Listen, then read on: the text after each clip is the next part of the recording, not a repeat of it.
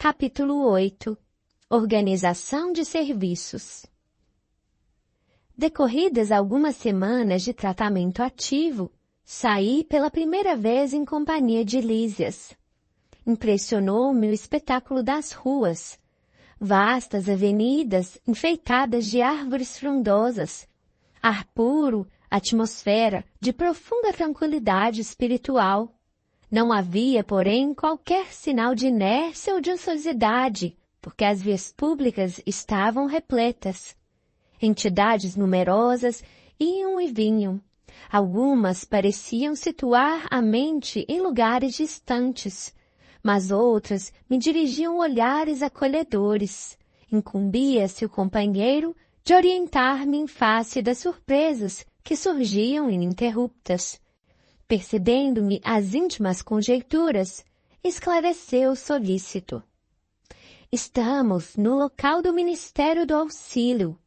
Tudo o que vemos, edifícios, casas residenciais, representa instituições e abrigos adequados à tarefa de nossa jurisdição.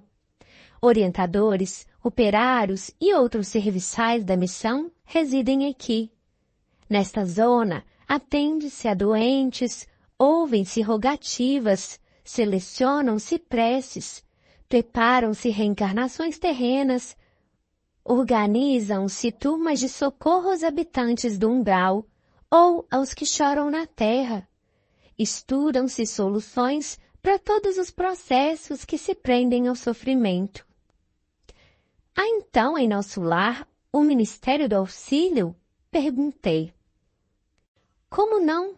Nossos serviços são distribuídos numa organização que se aperfeiçoa dia a dia sob a orientação dos que nos presidem os destinos. Fixando em mim os olhos lúcidos, prosseguiu. Não tem visto, nos autos das preces, nosso governador espiritual cercado de 72 colaboradores? Pois são os ministros de nosso lar. A colônia, que é essencialmente de trabalho e realização, divide-se em 6 ministérios, orientados cada qual por 12 ministros. Temos os ministérios da regeneração, do auxílio, da comunicação, do esclarecimento, da elevação e da união divina. Os 4 primeiros nos aproximam das esferas terrestres. Os 2 últimos nos ligam ao plano superior, visto que a nossa cidade espiritual é zona de transição. Os serviços mais grosseiros localizam-se no Ministério da Regeneração, os mais sublimes no da União Divina. Clarencio, nosso chefe amigo, é um dos ministros auxílio. Valendo-me de pausa natural, exclamei comovido. Oh, nunca imaginei a possibilidade de organizações tão completas depois da morte do corpo físico. Sim, esclareceu Lísias. O véu da ilusão é muito denso nos círculos carnais. O homem vulgar ignora que toda manifestação de ordem no mundo procede do plano superior. A natureza agreste transforma-se em jardim quando orientada pela mente do homem, e o pensamento humano, selvagem na criatura primitiva, transforma-se em potencial criador quando inspirado pelas mentes que funcionam nas esferas mais altas. Nenhuma organização útil se materializa na crosta terrena sem que seus raios iniciais partam de cima. Mas nosso lar terá igualmente uma história, como as grandes cidades planetárias? Sem dúvida, os planos vizinhos da esfera terráquea possuem igualmente natureza específica. Nosso lar é a antiga fundação de portugueses distintos, desencarnados no Brasil no século XVI. A princípio, enorme e exaustiva foi a luta, segundo consta em nossos arquivos no Ministério do Esclarecimento. Há substâncias ásperas nas zonas invisíveis à Terra, tal como nas regiões que se caracterizam pela matéria grosseira. Aqui também existem enormes extensões de potencial inferior, como há no planeta grandes tratos de natureza rude e incivilizada. Os trabalhos primordiais foram desanimadores, mesmo para os espíritos fortes. Onde se congregam hoje vibrações delicadas e nobres, edifícios de fino lavor, misturavam-se as notas primitivas dos silvícolas do país e as construções infantis de suas mentes rudimentares. Os fundadores não desanimaram, porém. Prosseguiram na obra, copiando o esforço dos europeus que chegavam à esfera material, apenas com a diferença de que por lá se empregava a violência, a guerra, a escravidão. E aqui, o serviço perseverante, a solidariedade fraterna e o amor espiritual. A essa altura, atingíramos uma praça de maravilhosos contornos, ostentando extensos jardins. No centro da praça erguia-se um palácio de magnificente beleza, encabeçado de torres soberanas que se perdiam no céu. Os fundadores da colônia começaram o esforço partindo daqui, onde se localiza a governadoria, disse o visitador. Apontando o palácio, continuou. Temos nessa praça o ponto de convergência dos 6 ministérios a que me referi. Todos começam da governadoria, estendendo-se em forma triangular. E respeitoso comentou. Ali vive o nosso abnegado orientador.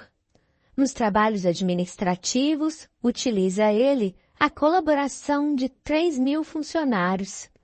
Entretanto, é ele o trabalhador mais infatigável e mais fiel que todos nós reunidos.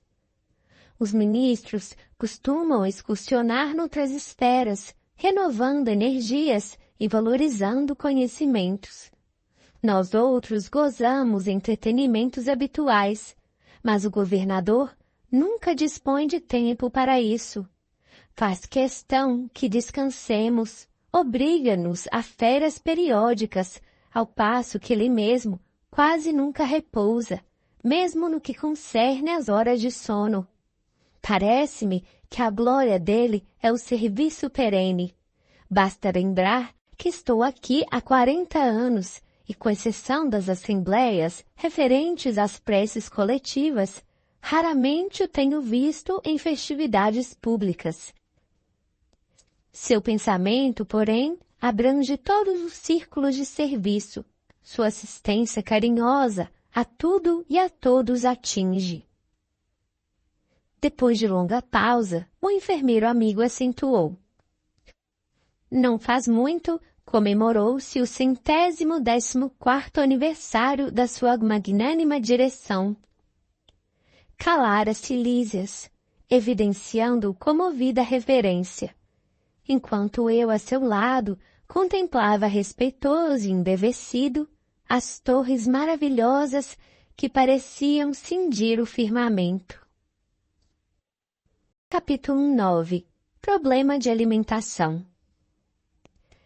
Enlevado na visão dos jardins prodigiosos, pedi ao dedicado enfermeiro para descansar alguns minutos num banco próximo. Lísias anuiu de bom grado. Agradável sensação de paz me felicitava o espírito. Caprichosos repuxos de água colorida zigue-zagueavam no ar, formando figuras encantadoras. Quem observa esta colmeia imensa de serviço, ponderei, é induzido a examinar numerosos problemas. E o abastecimento? Não tenho notícia de um Ministério da Economia. Antigamente, explicou o paciente interlocutor, os serviços dessa natureza assumiam feição mais destacada. Deliberou, porém, o atual governador atenuar todas as expressões de vida que nos recordassem os fenômenos puramente materiais. As atividades de abastecimento ficaram, assim, reduzidas a simples serviço de distribuição, sob o controle direto da governadoria. Aliás, a providência constitui medida das mais benéficas. Rezam os anais que a colônia há um século lutava com extremas dificuldades para adaptar os habitantes às leis da simplicidade. Muitos recém-chegados ao nosso lar duplicavam exigências. Queriam mesas lautas, bebidas excitantes, dilatando velhos vícios terrenos. Apenas o Ministério da União Divina ficou imune de tais abusos, pelas características que lhes são próprias. No entanto, os demais viviam sobrecarregados de angustiosos problemas dessa ordem. O governador atual, todavia, não poupou esforços. Tão logo assumiu obrigações administrativas, adotou providências justas. Antigos missionários daqui puseram-me ao corrente de curiosos acontecimentos. Disseram-me que, a pedido da governadoria, vieram 200 instrutores de uma esfera muito elevada, a fim de espalharem novos conhecimentos relativos à ciência da respiração e da absorção de princípios vitais da atmosfera. Realizaram-se assembleias numerosas. Alguns colaboradores técnicos de nosso lar manifestavam-se contrários, alegando que a cidade é de transição e que não seria justo nem possível desambientar imediatamente os homens desencarnados mediante exigências desse teor, sem grave perigo para suas organizações espirituais. O governador, contudo, não desanimou. Prosseguiram as reuniões, providências e atividades durante 30 anos consecutivos. Algumas entidades eminentes chegaram a formular protestos de caráter público, reclamando. Por mais de 10 vezes, o Ministério do Auxílio esteve superlotado de enfermos, onde se confessavam vítimas do novo sistema de alimentação deficiente. Nesses períodos, os opositores da redução multiplicavam acusações. O governador, porém, jamais castigou alguém. Convocava os adversários da medida a palácio e expunha-lhes paternalmente os projetos e finalidades do regime. Destacava a superioridade dos métodos de espiritualização, facilitava aos mais rebeldes inimigos do novo processo variadas excursões de estudo, em planos mais elevados que o nosso, ganhando assim maior número de adeptos. Ante a pausa mais longa, reclamei interessado. Continue, por favor, meu caro Ulisses. Como terminou a luta edificante? Depois de 21 anos de perseverantes demonstrações por parte da governadoria, aderiu o Ministério da Elevação, passando a abastecer-se apenas do indispensável. O mesmo não aconteceu com o Ministério do Esclarecimento, que demorou muito a assumir compromisso em vista dos numerosos espíritos dedicados às ciências matemáticas que ali trabalham. Eles eram os mais teimosos adversários, mecanizados nos processos de proteínas e carboidratos imprescindíveis aos veículos físicos, não cediam terreno nas concepções correspondentes daqui. Semanalmente, enviavam ao governador longas observações e advertências, repletas de análises e numerações, atingindo por vezes a imprudência. O velho governante, contudo, nunca agiu por si só. Requisitou assistência de nobres mentores que nos orientam através do Ministério da União Divina e jamais deixou o menor boletim de esclarecimento sem exame minucioso.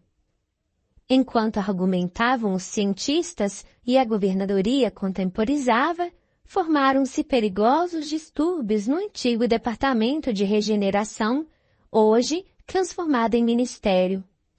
Encorajados pela rebeldia dos cooperadores do esclarecimento, os espíritos menos elevados que ali se recolhiam entregaram-se a condenáveis manifestações. Tudo isso provocou enormes cisões nos órgãos coletivos de nosso lar, dando ensejo a perigoso assalto das multidões obscuras do umbral, que tentaram invadir a cidade, aproveitando brechas nos serviços de regeneração, onde grande número de colaboradores entretinha certo intercâmbio clandestino em virtude dos vícios de alimentação. Dado o alarme, o governador não se perturbou. Terríveis ameaças pairavam sobre todos. Ele, porém, solicitou audiência ao Ministério da União Divina.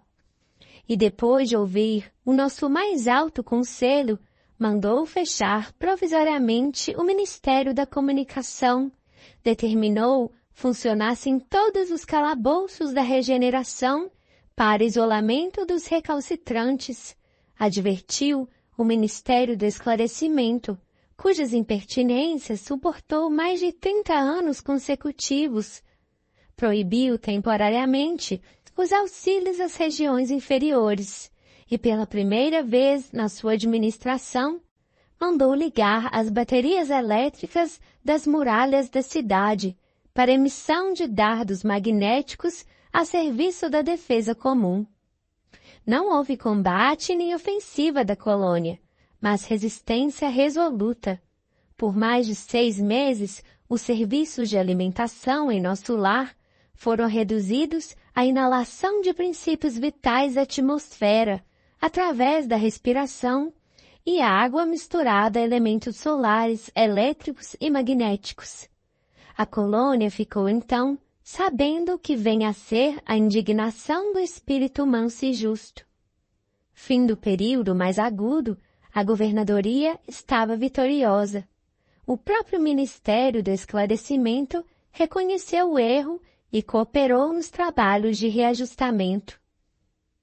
Houve nesses comenos regozijo público e dizem que, em meio da alegria geral, o governador chorou sensibilizado, declarando que a compreensão geral constituía o verdadeiro prêmio ao seu coração.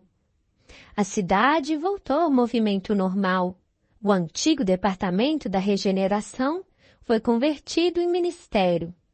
Desde então, só existe maior suprimento de substâncias alimentícias que lembram a terra nos ministérios da regeneração e do auxílio, onde há sempre grande número de necessitados. Nos demais, há somente o indispensável, isto é, todo serviço de alimentação obedece à inexcedível sobriedade. Presentemente, todos reconhecem que a suposta impertinência do governador representou medida de elevado alcance para nossa libertação espiritual. Reduziu-se a expressão física e surgiu um maravilhoso coeficiente de espiritualidade.